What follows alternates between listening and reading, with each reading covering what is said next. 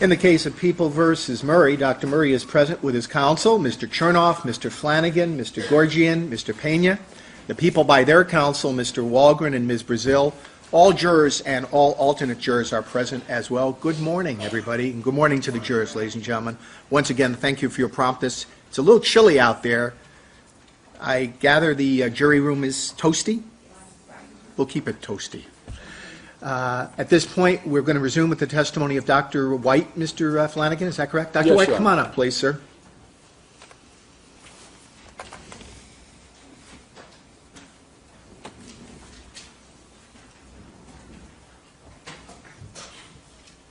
Good morning, sir. Dr. White, do you acknowledge, sir, you're still under oath and still sworn to tell the truth? Yes, I do. Thank you. This will be a resumption of direct examination by the defense. Mr. Flanagan. Thank you. Thank you. Dr. White, when we left off yesterday, we were just starting to go over the simulations prepared by Dr. Schaefer, but at the risk of boring people a little bit longer before we get into the exciting stuff, I wanted to revisit this pharmacodynamic model. You've talked about the plasma levels. In your exhibits yesterday, how the plasma levels when a person takes a dose and how that can vary as much as, well, how much can it vary when you, on the concentration? It can vary approximately five-fold. Five-fold. Yes. So this, instead of being an absolute number, actually represents a range of concentrations. And what I didn't get to was the discussion of the pharmacodynamic aspect, which is represented by the drug effect. Now, what variation can you get there? Well, again, you can see the same order of variability in how patients will respond to a given dose of a drug. And I was going to just illustrate what drug effect means in terms of the anesthetic agents that we're discussing in this trial. That is, effect on the brain, or as Dr. Schaefer referred to it, the effect site. What's an effect site? Well, the effect site is used in simulations and modeling to represent concentrations of drugs in a site, namely the brain, which is not accessible to measurements. You can't really measure brain concentrations in living humans. So it's part of the modeling process. And we often use surrogate measures. I think Dr. Schaefer mentioned the EEG, the squiggly lines, and there are ways of processing that information, because it's very complex signals, to generate simple numerical responses that can then be used to make associations between the EEG activity and specific effects in patients. Have you investigated the effect site variability? Well, I don't do pharmacokinetic modeling and dynamic modeling, but we do use surrogate endpoints and subjective ways of assessing effects of drugs on the brain or central nervous system. And I just have a couple examples that are pertinent to the drugs that are in discussion on this case, namely the benzodiazepines and propofol. Well, when you mentioned EEG, the electroencephalogram, have you studied that for purposes of determining the effect on this effect site? Yes, we have. We actually use a processed electroencephalograph, or EEG as it's abbreviated, called the bispectral index, which just simplifies the analysis of the responses. This isn't a very good quality of reproduction, but let me put.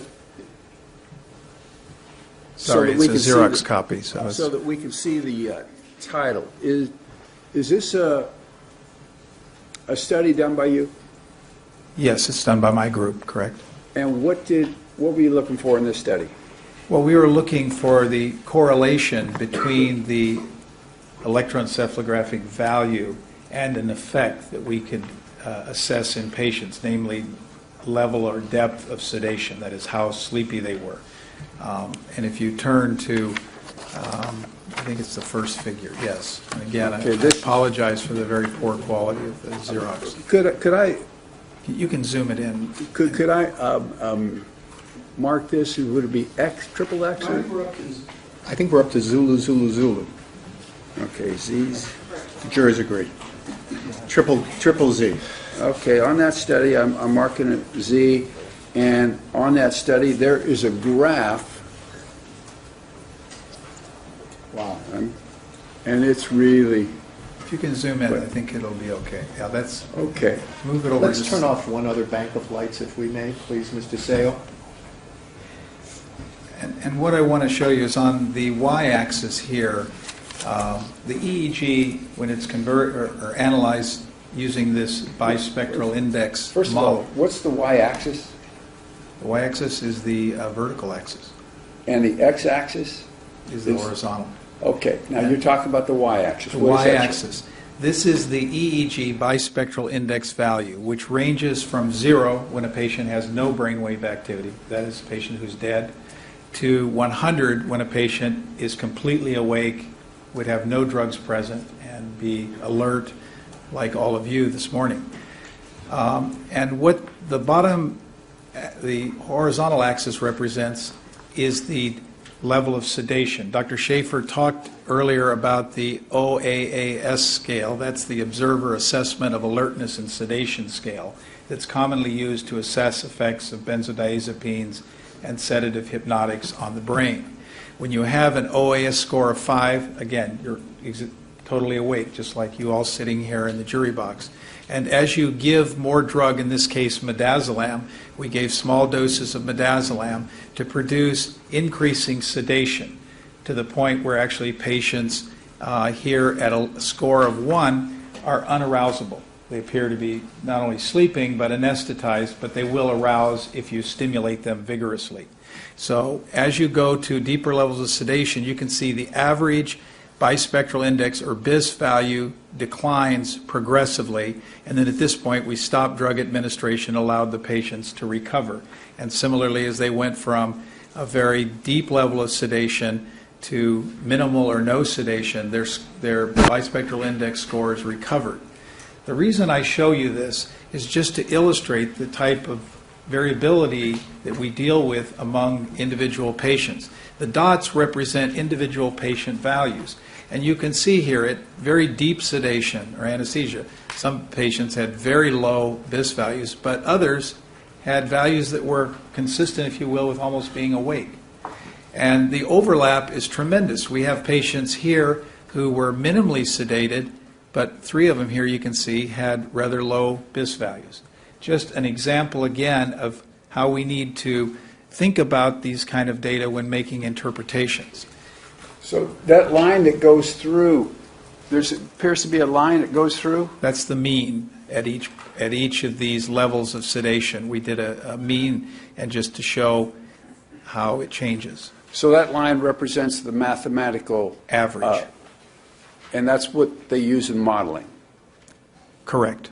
But the dots show the variability from the model when you're talking about individual patients. Well, it shows the raw data, which goes into the model then to generate the various curves. So it's actual data. Okay, are there studies that, you say this is midazolam. Are there studies dealing with propofol and lorazepam? Well, we have not performed a similar study with lorazepam, but if you go to the other paper by my colleague Dr. Liu, you'll see a similar analysis done with propofol. I'd like to refer to ZC. Now we're 4A. Lower quadruple alpha. And this paper was published in Anesthesiology, and it looked at electroencephalographic bispectral index correlates and the correlation with recall and depth of propofol-induced sedation or sleepiness. And again, if you can Were you turn... involved in this study? Yes, I was a principal investigator. And This is a little easier to see. I want to refer you to a diagram, and on page 3 of that study.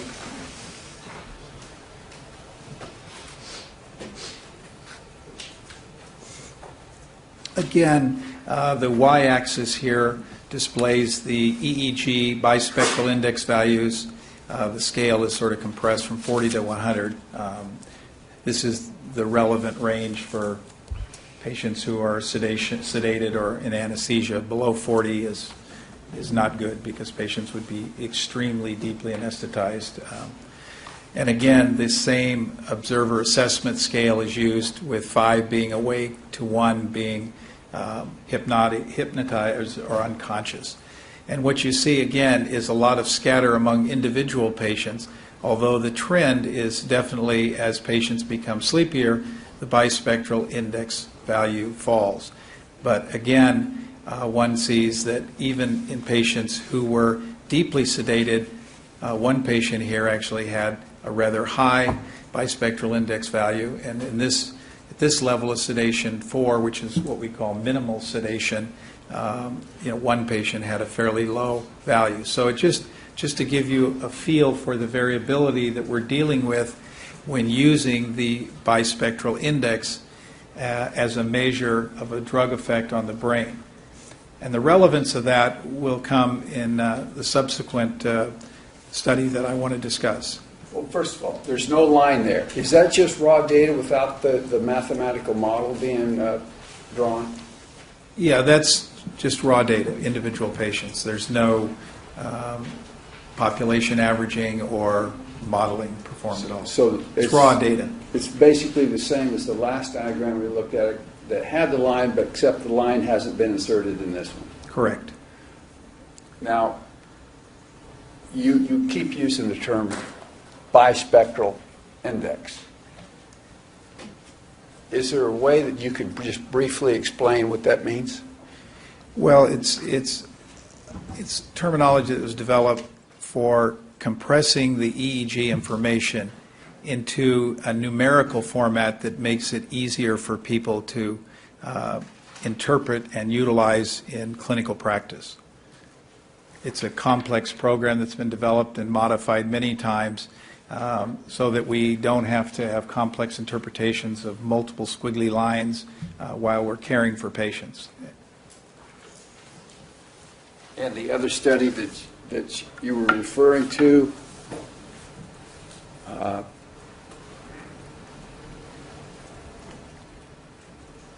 yes, this is the study by my colleague Daewoo Kim, looking at the relationship between various clinical endpoints, including the apnea, which you heard Dr. Schaefer talk about, and the bispectral index and effect site concentration values.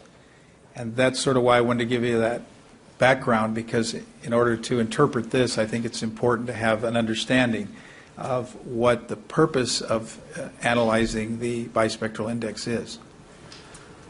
Your Honor, I'd like to mark this study as quadruple B. Yes. And you have a different type of chart on this. It's page 3 of the study, which is going to need some explanations. So that, what does that? Well, in this study, we compared 2 different drugs, propofol to thiopental or pentothal. As I mentioned, that was the standard IV induction agent or anesthetic before propofol was introduced. And what this shows is a number of clinical endpoints. Dr. Schaefer talked about apnea, which was one of the endpoints that we looked at. We also looked at loss of verbal response, loss of the eyelash reflex, and when patients yawned as they went off to sleep. And what we show is the correlation between achieving this endpoint, for example, a loss of verbal responsiveness, and the EEG bispectral index value. So all these patients were at the same clinical endpoint, but as you can see, their EEG bispectral index value varied from 50